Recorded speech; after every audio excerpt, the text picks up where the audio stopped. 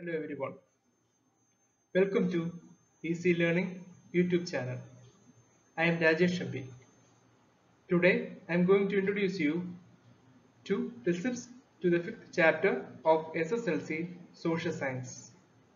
It's the second part of this chapter, and the name of the chapter is Culture and Nationalism.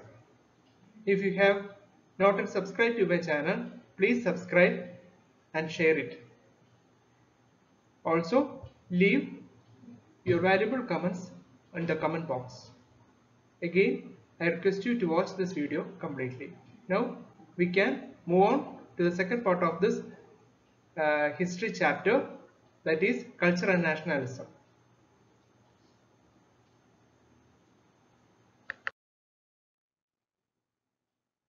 The first question that we can expect from this part is about the influence of press in the growth of nationalism. The question may be asked in this way.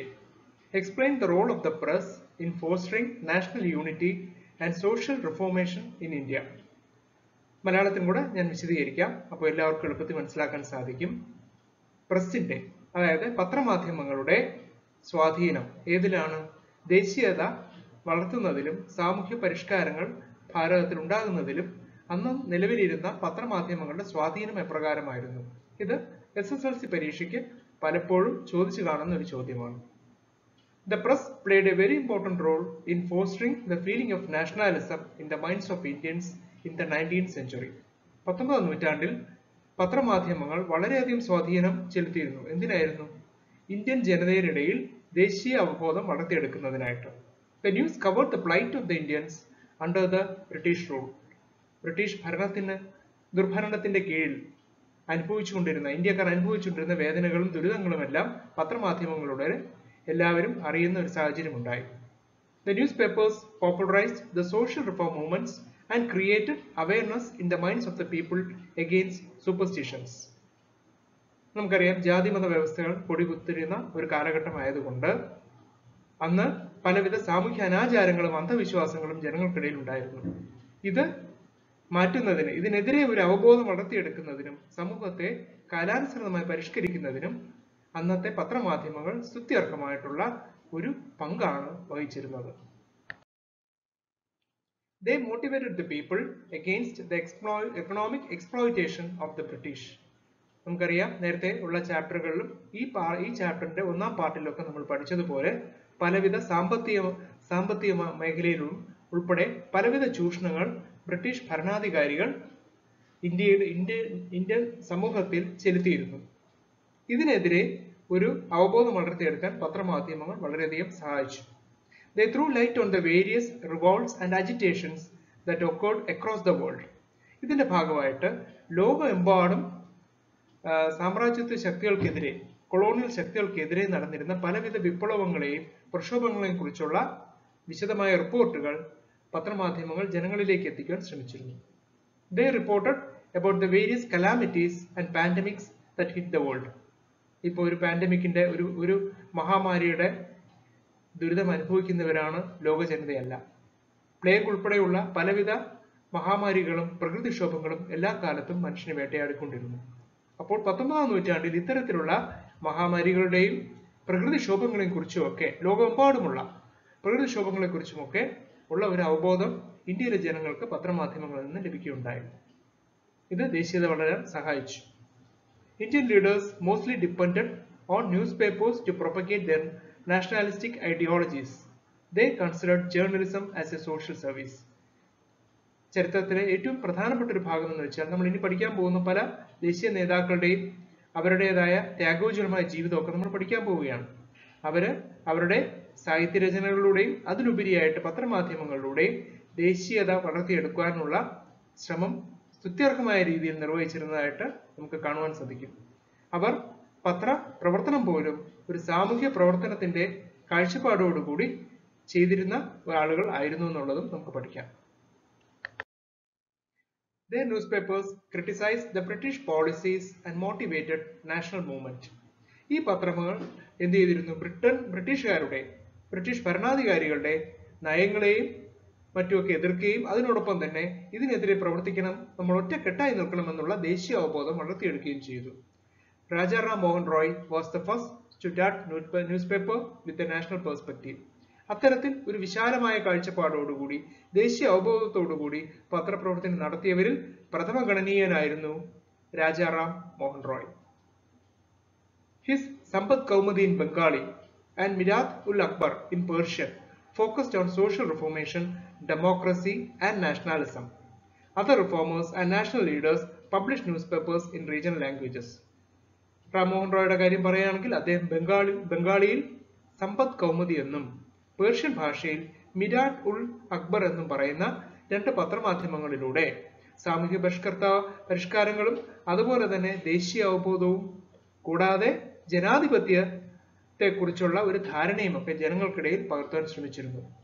അദ്ദേഹം ഞാൻ നേരത്തെ പറഞ്ഞതുപോലെ ഈ പ്രവർത്തനത്തിൽ പ്രഥമ ഗണനീയനായിരുന്നുവെങ്കിൽ അദ്ദേഹത്തിന്റെ പാത പിന്തുടർന്നുകൊണ്ട് അനേകം സാമൂഹ്യ പരിഷ്കർത്താക്കളും അനേകം ദേശീയ നേതാക്കളും പത്രമാധ്യമങ്ങൾ പ്രാദേശിക ഭാഷകളിൽ ഇറക്കി സമൂഹത്തെ ഉദ്ധരിക്കുവാനും പരിഷ്കാരങ്ങൾ വരുത്തുവാനുമായി ആത്മാർത്ഥമായിട്ട് പരിശ്രമിച്ചിരുന്നു. Realizing the power of the press, the British imposed stringent measures to control them. അങ്ങനെ പത്രമാധ്യമങ്ങളുടെ യഥാർത്ഥ ശക്തി ബ്രിട്ടീഷുകാർ ശ്രദ്ധിക്കപ്പെടാതിരുന്നില്ല. അവരുടെ ശ്രദ്ധയിൽ ഇത് പെട്ടപ്പോൾ അവരെന്ത് ചെയ്തു? ഇതിനെ ഉന്മൂലനം ചെയ്യുവാൻ, ഇതിന്റെ ശക്തിയെ തടയിടുന്നതിലേക്കായി ശക്തമായ നിയമസംഹിതകളും നടപടിക്രമങ്ങളും കൈക്കൊള്ളുന്നതായിട്ടാണ് നമ്മൾ കാണുന്നത്. The Vernacular Press Act enacted by Lord Lytton in 1878 was one of them. അതിൽ ഒരു സുപ്രധാനമായിട്ട് നമ്മൾ കാണേണ്ട ഒരു നടപടിയാണ് ലിറ്റൺ പ്രഭു 1878 കൊണ്ടുവന്ന വെർനാക്കുലർ പ്രസ് ആക്ട്. അതായത് പ്രാദേശിക ഭാഷയിലുള്ള പത്രമാധ്യമങ്ങളുടെ പ്രവർത്തനത്തെ തടയിടുന്നതിന് വേണ്ടിയിട്ടുള്ള ഒരു നിയമസംഹിതയായിരുന്നു അത്. It curbed the freedom of press in regional languages. The British withdrew the act after a massive protest. യഥാർത്ഥത്തിൽ പ്രാദേശിക ഭാഷയിലെ, ഞാൻ നേരത്തെ പറഞ്ഞതുപോലെ പ്രാദേശിക ഭാഷയിൽ പത്രപ്രവർത്തനം സ്വതന്ത്രമായി നടത്തുന്നതിന് ഈ വെർനാക്കുലർ പ്രസ് ആക്ട് തടയിടാൻ ശ്രമിച്ചിരുന്നു. ഇത് യഥാർത്ഥത്തിൽ പറഞ്ഞാൽ ജനങ്ങൾക്കിടയിൽ, പൊതുജനങ്ങൾക്കിടയിൽ, പ്രത്യേകിച്ച് ബുദ്ധിജീവികൾക്കിടയിലും പണ്ഡിതന്മാർക്കിടയിലും ശക്തമായ എതിർപ്പുണ്ടാകുകയും ആ ശക്തമായ എതിർപ്പിന്റെ പരിണിത ഫലമായിട്ട് വെർനാക്കുലർ പ്രസ് ആക്ട് പിൻവലിക്കുകയും ചെയ്യേണ്ട ഒരു സാഹചര്യം ഉണ്ടായതായിട്ട് നമുക്ക് ചരിത്രത്തിൽ കാണാം. During those days, protection, circulation and reading newspapers were considered to be a part of freedom struggle. അന്നത്തെ ഒരു പ്രവണത നമ്മൾ മനസ്സിലാക്കണം.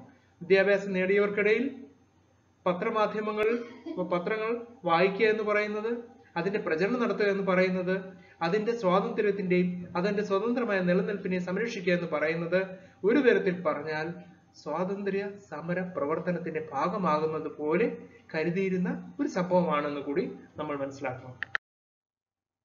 Now we can move on to the second question of this video. That is about the influence of education in the field of nationalism. How did the advancement in education help nurture Indian nationalism? Establishing national educational institutions were the main means adopted for in calculating nationalism. അതായത് വിദ്യാഭ്യാസവും ദേശീയതയും തമ്മിലുള്ള ബന്ധം. വിദ്യാഭ്യാസത്തിന്റെ സ്വാധീനം കൊണ്ട് എപ്രകാരമാണ് ഭാരതീയരുടെ മനസ്സിൽ ദേശീയ അവബോധം വളർന്നത്, ഇതാണ് നമ്മൾ പഠിക്കുന്നത്. എസ്റ്റാബ്ലിഷിംഗ് നാഷണൽ എഡ്യൂക്കേഷണൽ ഇൻസ്റ്റിറ്റ്യൂഷൻ, ദേശീയ തലത്തിൽ തന്നെ പലവിധ വിദ്യാഭ്യാസ സ്ഥാപനങ്ങൾ നടപ്പിലാക്കിയതായിട്ട് നമ്മൾ അതിന്റെ ഡീറ്റെയിൽസ് ഒക്കെ നമ്മൾ പഠിക്കാൻ പോവുകയാണ്. ഇത് എന്തിനു വേണ്ടിയായിരുന്നു? ദേശീയ അവബോധം വളർത്തിയെടുക്കുക എന്നുള്ള ഉദാത്തമായ ഉദ്ദേശ ലക്ഷ്യങ്ങളോടെയായിരുന്നു. They aim to bring about changes in society and to maintain unity. They aim to bring about changes in the society. അതാണ്, സമൂഹത്തെ മാറ്റിമറിച്ചേ മതിയാവും. അനാചാരങ്ങളും മറ്റു ദുഷ്പ്രവണതകളും അന്ധവിശ്വാസങ്ങളും ഒക്കെയാണ് മനുഷ്യരെ ജാതിമത ചിന്തകളിൽ പെടുത്തി വിഭിന്നമാക്കിക്കൊണ്ടിരുന്നത്. ഈ വേലിക്കെട്ടുകളെല്ലാം പൊളിച്ചുകൊണ്ട് ഏകോദര സഹോദരങ്ങളാക്കി ഭാരത ജനതയെ മാറ്റുവാനായി വിദ്യാഭ്യാസം വളരെ വലിയ ഒരു പ്രധാനമായ ഒരു പങ്ക് വഹിച്ചതായിട്ട് നമുക്ക് കാണുവാൻ സാധിക്കും. They imparted secular education to all sections of the society. അതാണ്, ഈ വിദ്യാഭ്യാസം ഒരിക്കലും വിഭാഗീയത പ്രോത്സാഹിപ്പിക്കുന്നവയായിരുന്നില്ല, മറിച്ച് മതേതരമായിട്ടുള്ള സ്വഭാവത്തിലുള്ള ഒരു വിദ്യാഭ്യാസ സമ്പ്രദായമാണ് സമൂഹത്തിന്റെ എല്ലാ തുറകളിലേക്കും ഇത്തരത്തിലുള്ള പ്രവണതകൾ കൊണ്ട് സമൂഹത്തിനുണ്ടായത്. The Deccan Education Society, founded in 1884 in Pune by G.G. Agarkar, Bal Gangadhar Tilak and Mahadev Govind Ranade, was one of such educational institutions established with a nationalist perspective. ദേശീയ അവബോധം വളർത്തുക എന്നുള്ള ഉദാത്തമായ ഉദ്ദേശത്തോടുകൂടി 1884 പൂനെയിൽ ഒരു വിദ്യാഭ്യാസത്തെ ഊന്നിക്കൊണ്ടുള്ള ഒരു സംഘടനയുടെ സ്ഥാപനം നടന്നതായി നമുക്ക് കാണുവാൻ സാധിക്കും. ആ സ്ഥാപനത്തിന്റെ പേര്, ആ സൊസൈറ്റിയുടെ പേര് ഡക്കാൻ എഡ്യൂക്കേഷൻ സൊസൈറ്റി എന്നായിരുന്നു. ജി അഗർക്കർ, വളരെ പ്രസിദ്ധനായ ബാലഗംഗാധര തിലക്, മഹാദേവ് ഗോവിന്ദ് റാനഡെ, ഈ ത്രിമൂർത്തികളായിരുന്നു ഈ സൊസൈറ്റിയുടെ ഫോർമേഷന് വേണ്ടിയിട്ടുള്ള role വഹിച്ചിരുന്നത്. The founders were well aware that education was inevitable in the socio-economic and cultural progress of the country. ഇത് സ്ഥാപിച്ചവർക്ക് വളരെ വ്യക്തമായ ഒരു ധാരണയോട് കൂടിയായിരുന്നു അവർ ഈ ഒരു സൊസൈറ്റി സ്ഥാപിക്കാനായിട്ട് തുനിഞ്ഞത്. അതെന്താണെന്ന് വെച്ച് കഴിഞ്ഞാൽ, സാമൂഹ്യ, സാംസ്കാരിക, സാമ്പത്തിക മേഖലകളിൽ രാജ്യത്തെ വികസിപ്പിക്കണമെങ്കിൽ വിദ്യാഭ്യാസം അനിവാര്യമാണ്. ഈ അനിവാര്യതയെ ജനങ്ങൾക്കിടയിൽ പകർത്തുക എന്നുള്ള ഉദ്ദേശത്തോടു കൂടി തന്നെയായിരുന്നു ഇത്തരത്തിലുള്ള സൊസൈറ്റി അവര് 1884 പൂനെയിൽ സ്ഥാപിച്ചിരുന്നത്. ഇത്തരത്തിലുള്ള പലവിധ വിദ്യാഭ്യാസ സ്ഥാപനങ്ങളും പിന്നീട് സർവകലാശാലകൾ ആയി മാറിയവയും ഉണ്ട്. അവയെക്കുറിച്ച് ഈ സ്ലൈഡ് പഠിക്കാം. Now I am going to take you to the important educational institutions that were established during the second half of the 19th and 20th century. It's rather depicted in the slide in the form of a capsule.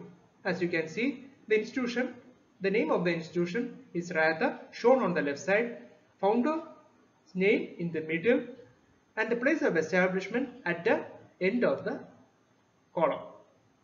The first Indian Women University, it was established by D.K. Karve in Maharashtra. The second one was Vishwa Bharati, and it was established by Rabindranath Tagore in Bengal. Jamia Millia Islamia is also very famous even now. It was established by the famous freedom fighters Maulana Muhammad Ali, Shaukat Ali, Dr. Saki Hussain and M.A. Ansari. It was founded in Aligarh.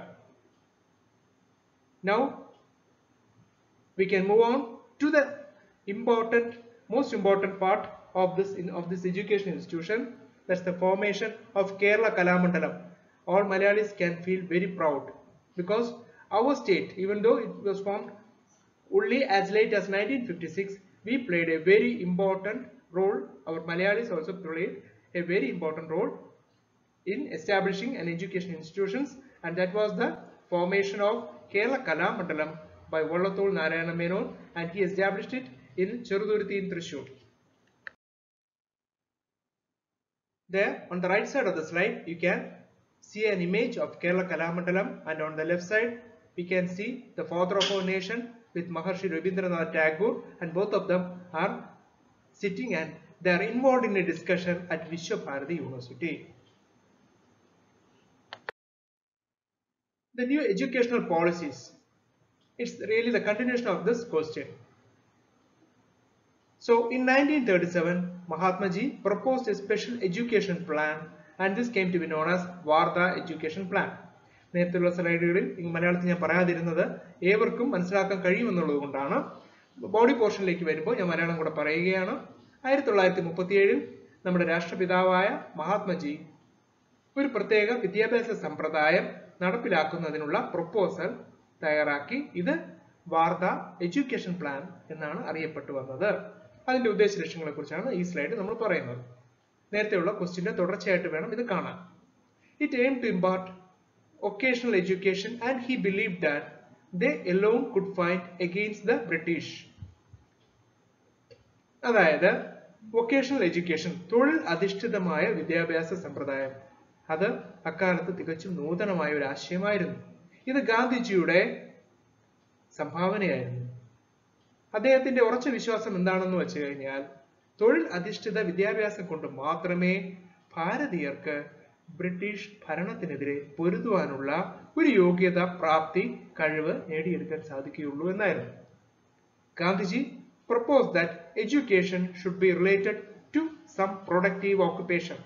ക്രിയാത്മകമായ തൊഴിലുകൾ പഠിച്ചെടുക്കുകയും അതിനുതകുന്ന വിദ്യാഭ്യാസം നേടിയെടുക്കുകയും ചെയ്യുന്നത് വളരെ അനിവാര്യമാണ് എന്ന് ഗാന്ധിജി ഈ പ്രപ്പോസലിൽ പറയുകയുണ്ടായി. He recommended free and compulsory education in mother tongue for all children between the age of 18 to 14.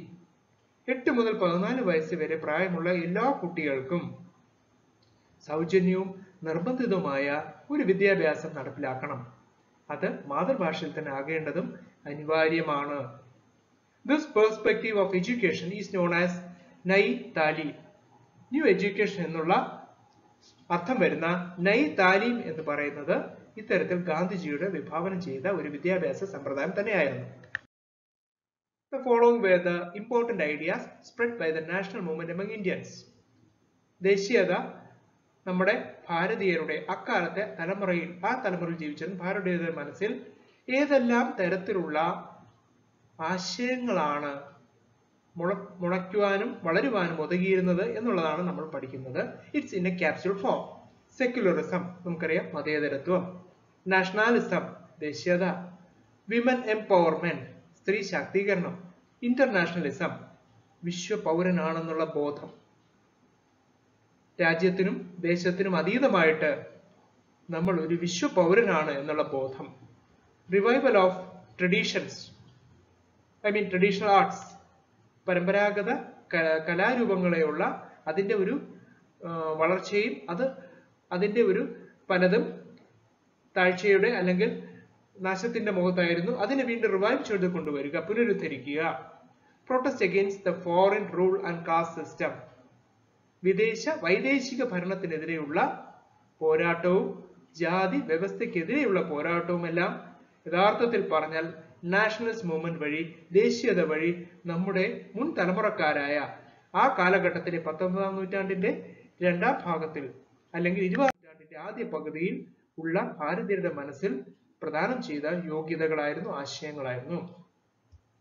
Now we can move on to the next question of this chapter, and it deals with the influence of literature in nationalism. How did literature in various languages motivate Indian nationalism? ഇത് SLC പരീക്ഷയ്ക്ക് പലപ്പോഴും ചോദിക്കുന്ന ഒരു ചോദ്യമാണ്. The protest against the British rule as well as social evils existed in the Indian society reflected in the Indian literature.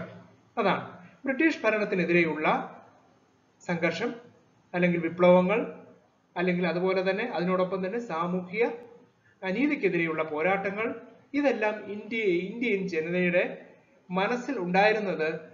അത് എങ്ങനെ ഉണ്ടായിരുന്നു എന്നുള്ളത് നമുക്ക് പഠിക്കുവാൻ അന്നത്തെ സാഹിത്യ രചനകൾ പരിശോധിച്ചാൽ സാധിക്കും.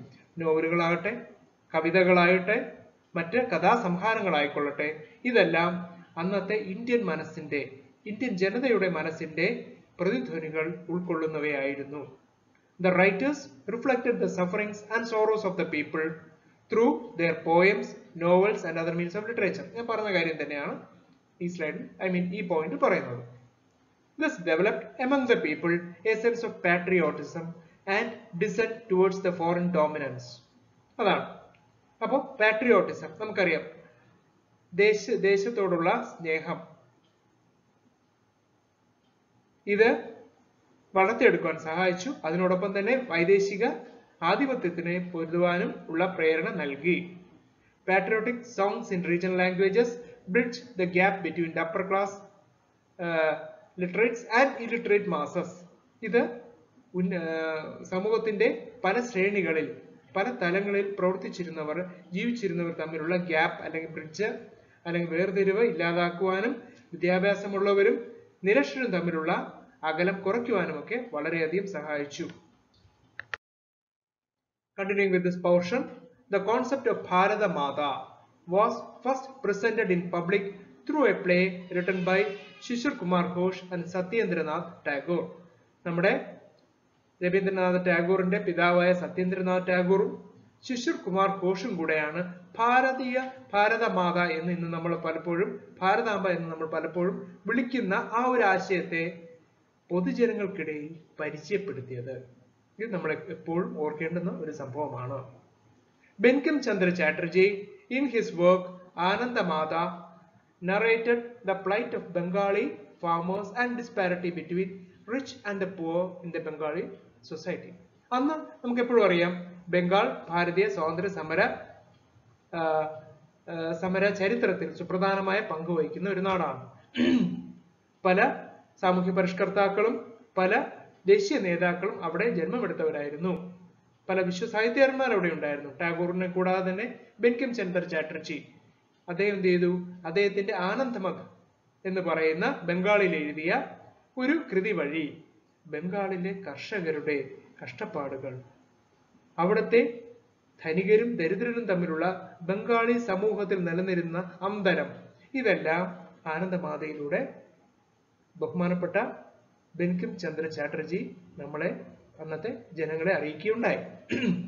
The song Bande Mataram is taken from this novel. Vande Mataram എന്ന് പറഞ്ഞ് നമ്മൾ ഇന്ന് ഏറ്റവും അധികം ബഹുമാനിക്കുന്ന ആ ദേശീയ ഗാനം, അത് ഈ ആനന്ദമതിൽ ബങ്കിം ചന്ദ്ര ചാറ്റർജി എഴുതിയിരുന്നതാണ്. ആ നോവലിൽ നിന്ന് എടുത്തിട്ടുള്ളതാണ്.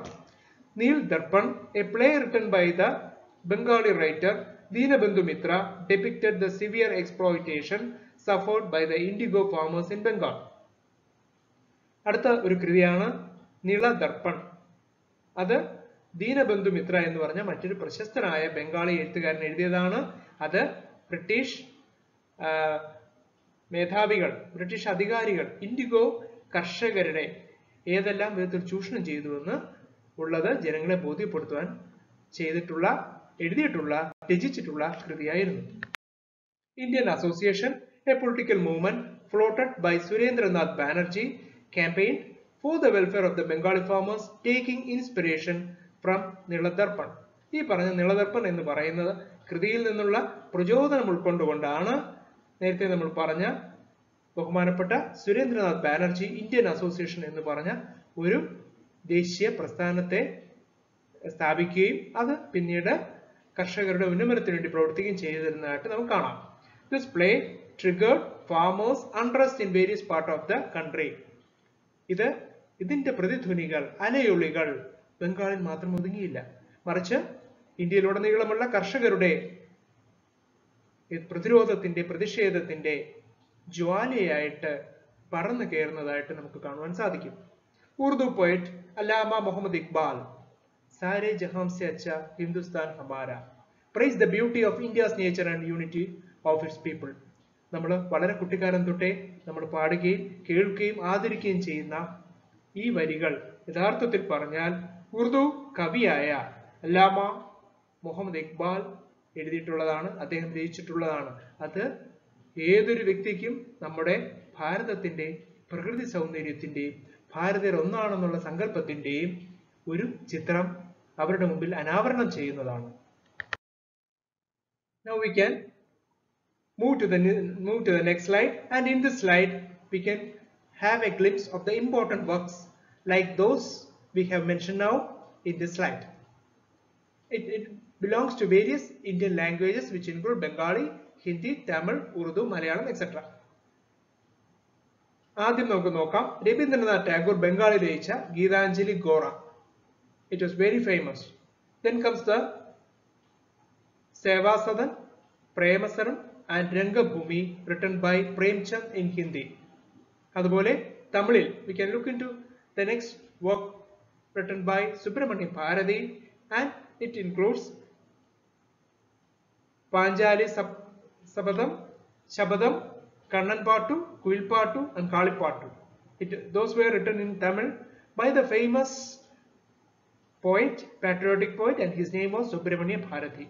Then in Urdu, Altaf Hussain Ali. He wrote two important works, Hayat-e-Sahi and Hayat-e-Javed.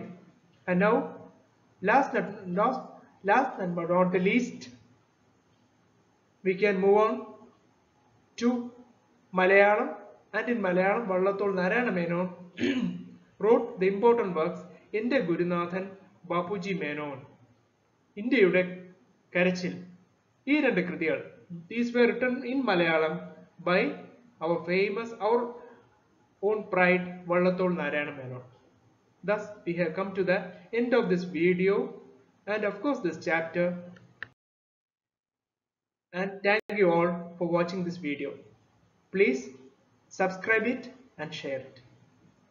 Thank you all once again.